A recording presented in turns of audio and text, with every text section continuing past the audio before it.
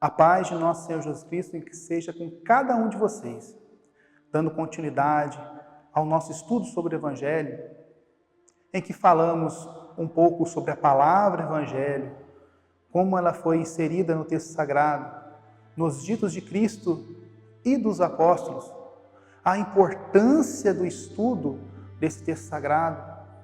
Depois, no vídeo anterior, falamos um pouco sobre os evangelhos sinóticos de João.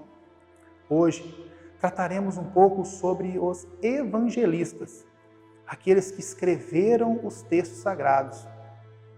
Os evangelistas, esses que nós vamos apontar hoje no nosso estudo, são aqueles em que a tradição aponta, como sendo os evangelistas, aqueles que escreveram o texto sagrado. Mas antes, algo que nós temos que ter em mente é que, antes desses escritos, a palavra era oral. Nós tínhamos a palavra de Jesus e tínhamos a palavra dos apóstolos. Depois disso que surgiram os escritos, os evangelhos escritos. Então, quando a gente pega o ditos dos apóstolos, a pregação dos apóstolos, até o primeiro escrito, por volta do ano 53, mais ou menos, nós temos aproximadamente 20 anos. Então, este tempo que nós temos foi um tempo onde a pregação foi somente oral. E essa pregação dos apóstolos, ela fundamentava justamente naquilo que seu mestre passou, aquilo que o mestre ensinou a eles. Então, tudo aquilo que Jesus informou e formou aquele grupo, eles passaram. E esses ditos de Cristo, ou expressões, eram trabalhados entre os apóstolos, entre os discípulos, formando as homilias, as discussões, as pregações.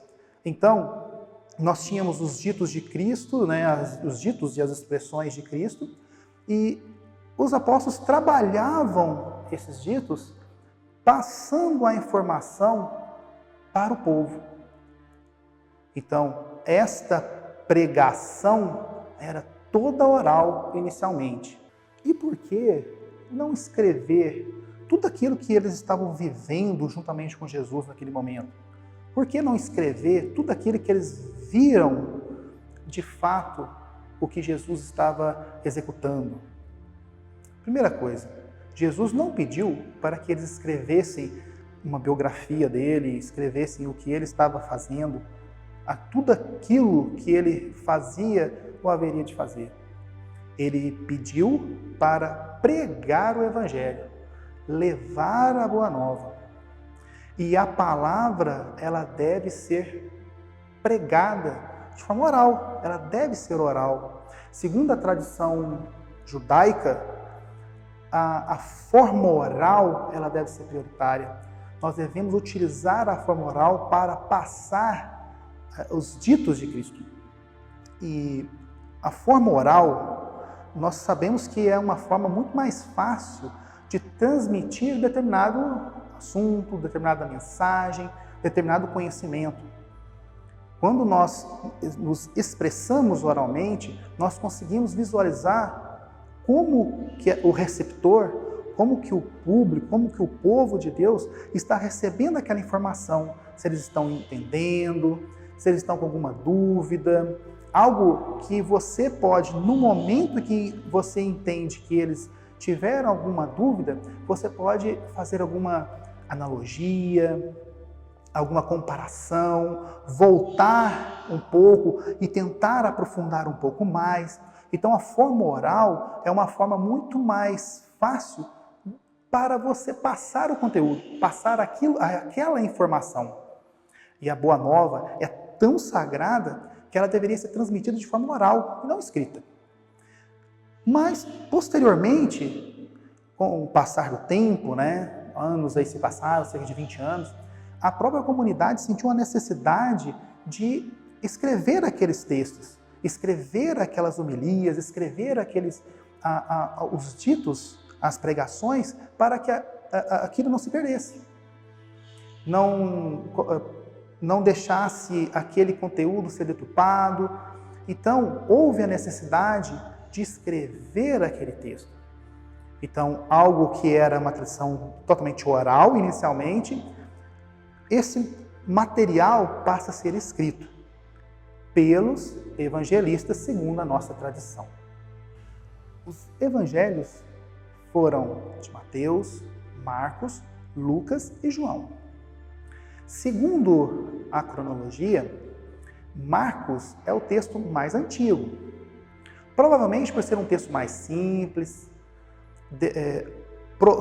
em relação aos ditos ali do texto, eram palavras mais antigas do que Mateus, por exemplo. Mateus ele tinha expressões mais tardias, né? Então era um texto que foi escrito posterior. Mas aí vem a pergunta, por que então que Mateus é colocado em primeiro lugar no início do Novo Testamento e não veio Marcos como foi o primeiro escrito em relação aos evangelhos?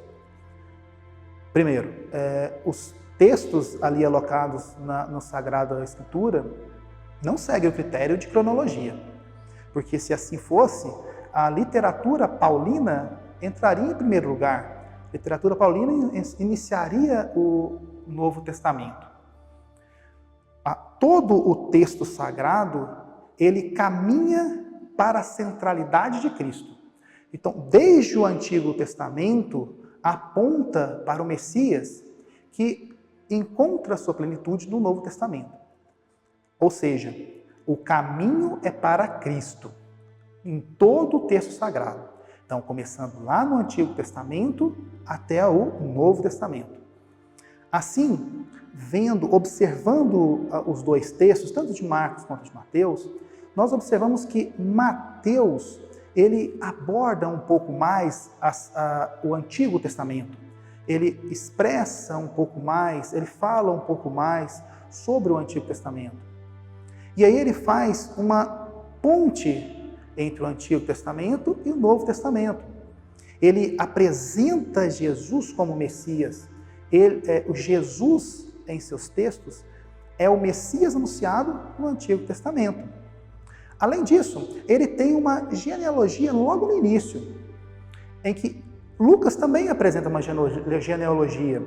Lucas apresenta como desde o início, né? Desde o início da criação, com Adão. Né? Jesus veio de Adão, apontando ali que Jesus é o homem perfeito. Em Mateus, a sua genealogia inicia-se com Abraão, apontando que Jesus é o judeu perfeito, ou seja, aquele homem é o perfeito, ele tem a plenitude, ele é o próprio Cristo, ele é o Messias que foi anunciado lá no Antigo Testamento e que tem a plenitude agora no Novo Testamento. Então, Mateus faz essa ponte, por isso que ele está colocado como porta de entrada para o Novo Testamento, por ser uma ponte entre o Antigo e o Novo Testamento.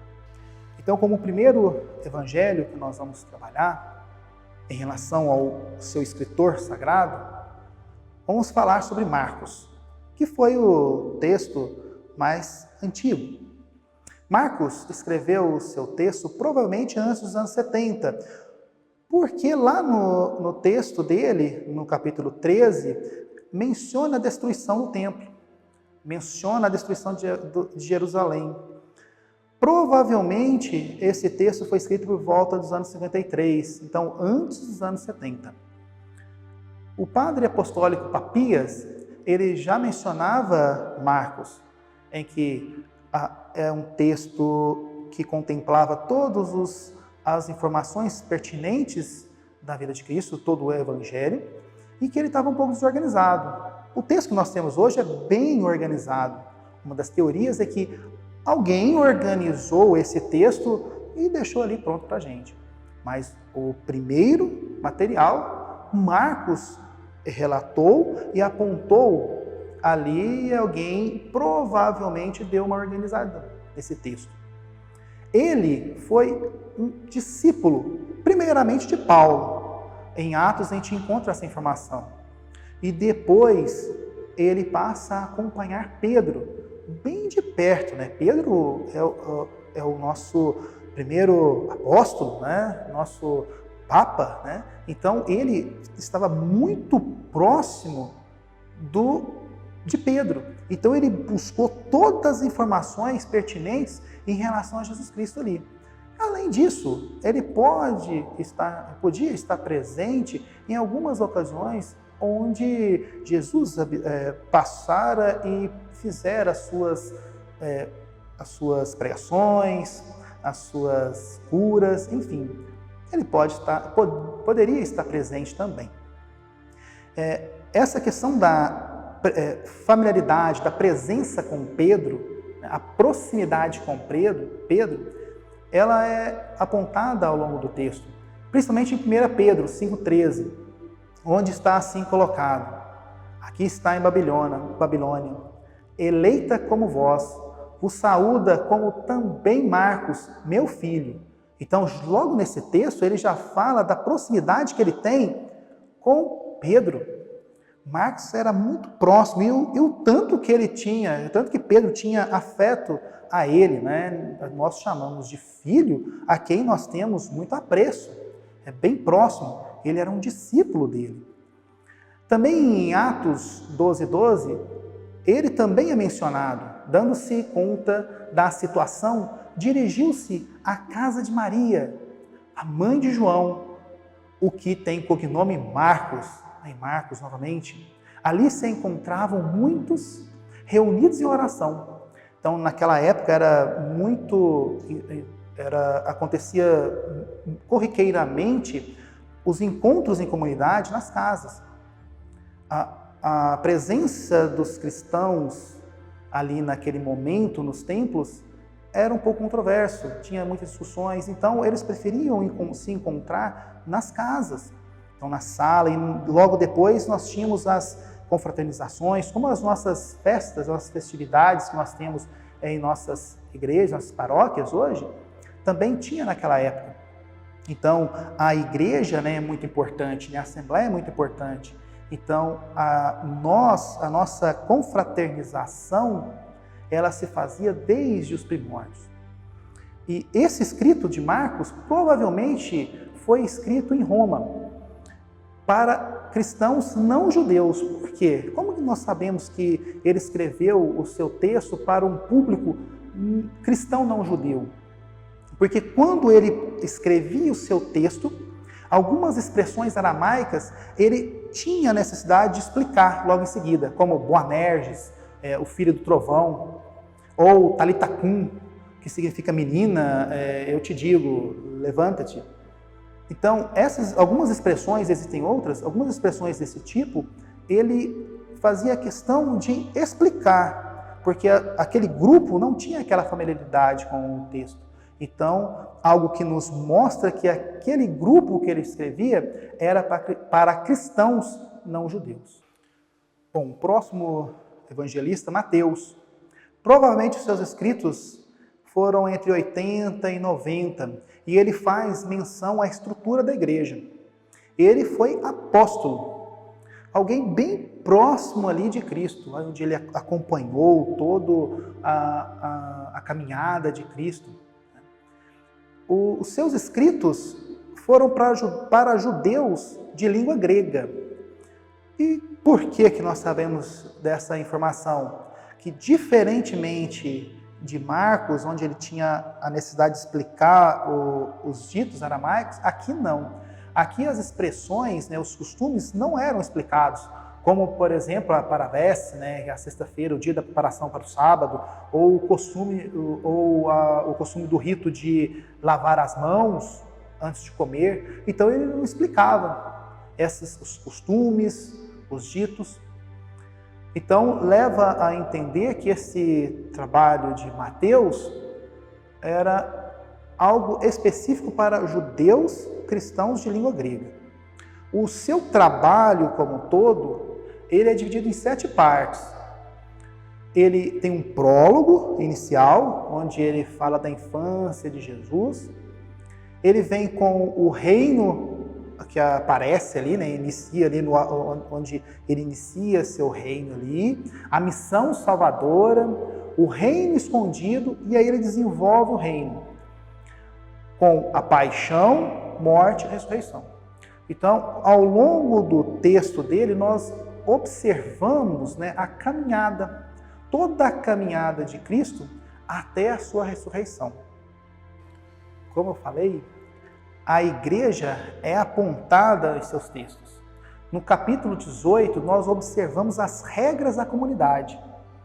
Ele fala da grandeza do reino, os escândalos, a ovelha perdida, a solicitude pelos irmãos e a correção fraterna, a autoridade na igreja, oração comum, o perdão das ofensas. Tudo isso é alocado, é mostrado como o corpo da igreja. E Jesus é modelo e centralidade da igreja. A eclésia, a assembleia, Jesus é a centralidade. Todo o texto sagrado, ele é desenvolvido para Cristo. É cristológico, né? É cristocêntrico. Então toda a Bíblia caminha até a chegada de Cristo. E a igreja é construída e entendida nesse sentido. Ele aponta também que, em seu texto, no capítulo 18, que essa igreja, né, que a igreja de Cristo, ela é contida tanto de pessoas boas quanto más, e elas serão separadas no juízo final. No juízo final, elas serão separadas, as pessoas boas das pessoas más. Fechando os sinóticos, né, nós temos Lucas. Lucas, ele escreveu ali bem próximo já dos anos 90. Ele também é o autor de Atos. A gente fala que Lucas escreveu o seu texto em 2 volumes, volume 1 e volume 2. O volume 1 é o Evangelho de Lucas, e o volume 2 é o Atos. Então a gente vê, entende como foi a dinâmica, tanto quando Jesus estava aqui no meio de nós, e quando os apóstolos iniciam a caminhada na pregação apostólica, né, e o início da igreja. A gente observa essa caminhada em todo o seu escrito. Ele escreveu bem após, né, a queda de Jerusalém, isso provavelmente próximos aos anos 90, como eu falei anteriormente. Ele foi discípulo de Paulo, ele estava muito próximo de Paulo e era médico, conforme Colossenses 4:14. Ele aponta que ele era médico. Só um parênteses aqui. Há uma lenda que ele era um pintor de um ícone mariano, mas é somente uma lenda. Nada comprovado e nunca se chegou a nenhum entendimento sobre isso. Ele escreveu o seu trabalho para gentios convertidos. E todo o seu texto tem uma cristologia com pouca presença do judaísmo. Então, ali, o cristianismo começa a desgarrar um pouco do judaísmo. Então, a gente começa a observar o cristianismo iniciando ali, separando um pouco do judaísmo. E que Cristo, em seu texto, é a salvação. E ele está na comunidade cristã. Esse mesmo Cristo que nós pregamos, que está na nosso texto sagrado, ele está no meio da comunidade. Ele está no momento presente. Ele está o tempo todo no meio da comunidade, no meio da igreja. É o tempo do cumprimento, é a salvação. E ele está presente fisicamente em nossa igreja, né? Na Eucaristia. A Eucaristia é a presença real de Cristo. Ele está no meio de nós fisicamente. Bom, além disso, em seu texto ele faz um paralelozinho com a infância de Jesus e de João. Ele inicia ali o seu texto falando um pouco também de João. João, a importância dele é que ele finaliza ali a ideia dos profetas, né? onde os profetas anunciaram a vinda de Cristo, né? Então ele faz ali uma pontezinha, ele inicia o seu texto falando da infância de Jesus e infância de João. E essa pregação, né, do reino de Deus na Palestina, primeiro inicia com João, quando ele coloca ali, faz ali a analogia junto com o João, né, faz essa ponte Jesus e João, ele fala ali que inicia ali a pregação com João. E depois vem o próprio Messias. O próprio Messias continua essa pregação para o reino. Tá? E essa pregação para o reino, ela se estende. E a gente observa ali, lá em Atos, já essa continuação da pregação, que nos ditos dos apóstolos é o próprio Cristo que está sendo anunciado. Então, no Antigo Testamento, algo que no Antigo Testamento é um tempo para a preparação, né, que aí João finaliza, né? E João finaliza, ele deixa claro que João finaliza, para a vinda do Cristo no Novo Testamento. Em Lucas 16, aponta claramente essa característica. A lei e os profetas, até João. Daí em diante, é anunciada a boa nova do reino de Deus. Ou seja, o Evangelho, né, inicia a pregação do reino de Deus, inicia-se com o último profeta, a qual Lucas coloca João. E aí vem Jesus apresentando o seu reino e depois os apóstolos apontando o próprio Cristo como sendo essa porta de entrada para o reino. Finalizando então os evangelhos, o evangelho de João, o evangelista, com o evangelista João, sabemos que um texto foi o último texto, né, que nós temos, bem próximo aí do ano 100, 95, por aí.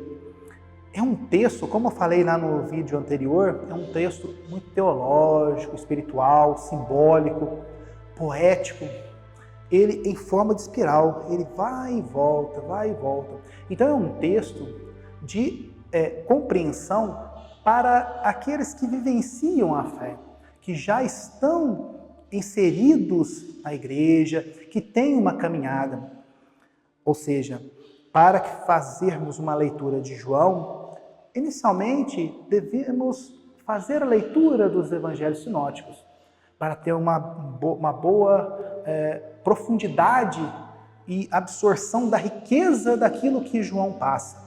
É um texto muito teológico. É uma leitura que é para quem está bem amadurecido na fé. Ele era um apóstolo, filho de Zebedeu, irmão de Tiago. Ele escreveu já com idade avançada, em Éfeso. E toda a revelação se completa em João. Então, ou seja, não temos mais nenhuma revelação. A Bíblia fechou, a revelação cessou. A revelação em Cristo cessou. São Pio X assim falava lá em 910 depois de Cristo. Toda a Escritura se encerrou com a morte do último apóstolo. O último apóstolo morreu, então cessou a Escritura. A Escritura fechou em João.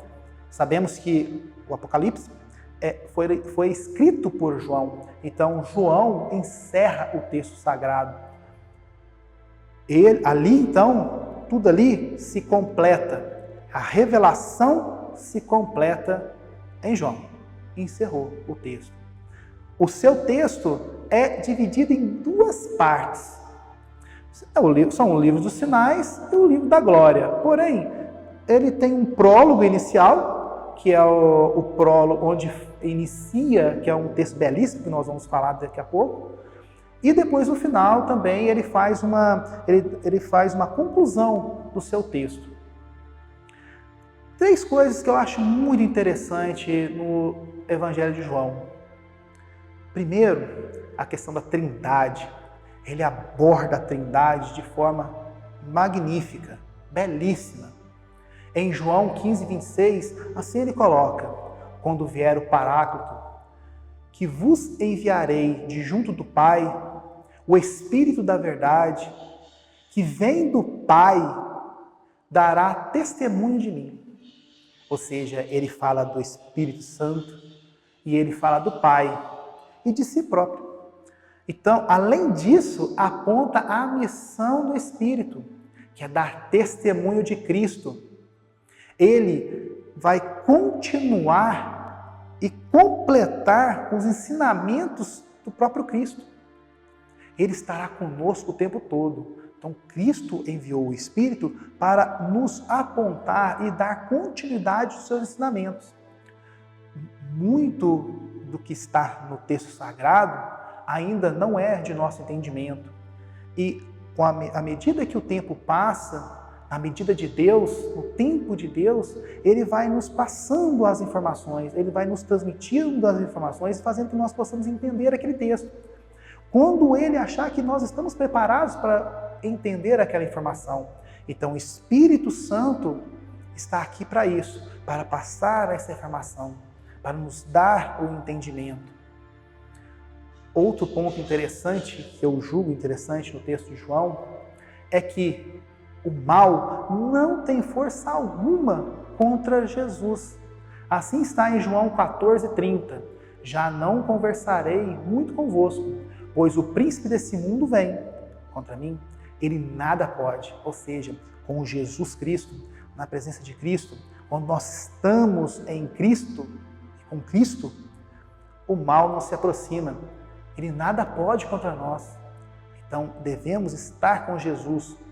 Estando com Jesus, o mal não aproxima. Outra coisa muito interessante que eu vejo no texto dele é o nome divino. O nome divino que já foi anunciado lá atrás no Antigo Testamento. Em João 8:28, diz-lhe: então, Jesus, quando tiverdes elevado o Filho do Homem, então sabereis que eu sou. Aí está o nome divino, né? Eu sou. O Messias está aqui. Sua origem divina aponta a origem divina de Cristo. No texto do Êxodo 3:14 é apontado esse nome divino para Moisés, é revelado para Moisés esse nome divino. Eu sou. Então, esses são os 3 pontos mais importantes que eu acho. Existem vários outros textos magníficos, passagens magníficas no texto de João, mas esses são os que eu entendo que me traz muita informação. O texto que eu falei para vocês, que faz um paralelo lá com Gênesis, é logo no prólogo, né? Texto magnífico, que inicia assim o primeiro capítulo de João. No princípio era o Verbo, e o Verbo estava com Deus, e o Verbo era Deus. No princípio, ele estava com Deus. Tudo foi feito por meio dele, e sem ele nada foi feito. O que foi feito, nele era a vida, e a vida era a luz dos homens. E a luz brilha nas trevas, mas as trevas não as apreenderam. Observem que tem algumas vezes repetida a palavra era, né? Logo no início tem era, depois era de novo, era, e todas essas palavras era têm um significado diferente. Olha que belo. No princípio era o Verbo, dá o entendimento de existência. Então, o Verbo existe, ele está ali, ele está aqui. E o Verbo estava com Deus, e o Verbo era Deus. Esse era faz a relação dele, do Verbo, com Deus. E depois, o que foi feito Nele era a vida, algo que qualifica, está qualificando, algo que qualifica o verbo. E aí, dando continuidade ao texto de João, e o verbo se fez carne e habitou entre nós, e nós vimos a sua glória, a glória que ele vem de junto do Pai, com o Filho único, cheio de graça e verdade. Ninguém jamais viu a Deus, o Filho unigênito, a quem está no seio do Pai. Este deu a conhecer. Nós conhecemos a Deus pelo seu Filho, quando veio, quando ele esteve no meio de nós. Então, com Jesus, nós conseguimos ver a Deus. E para encerrar toda essa caminhada que nós tivemos, né, dos evangelhos, onde vimos aí a construção da palavra, né, nos ditos de Cristo, dos apóstolos, a importância de fazer um estudo da palavra, estudamos um pouco dos evangelhos sinóticos, de João, os evangelistas. Eu finalizo aqui estes vídeos nessa série com 1 Coríntios 9,16. Anunciar o Evangelho não é título de glória para mim. É antes necessidade que se me impõe. Ai de mim, se eu não anunciar o Evangelho. Então, convido a cada um de vocês a estudar a palavra, entender a palavra e levar o Evangelho. Mostrar essa palavra para outras pessoas, tentar fazer com que as pessoas entendam a verdade, tragam ela para a igreja, tragam ela para o seio da comunidade, para que elas possam viver e vivenciar a plenitude da vida, a plenitude do Evangelho, que é Cristo, que é em nome de Cristo. Obrigado pela atenção de vocês e Deus os abençoe.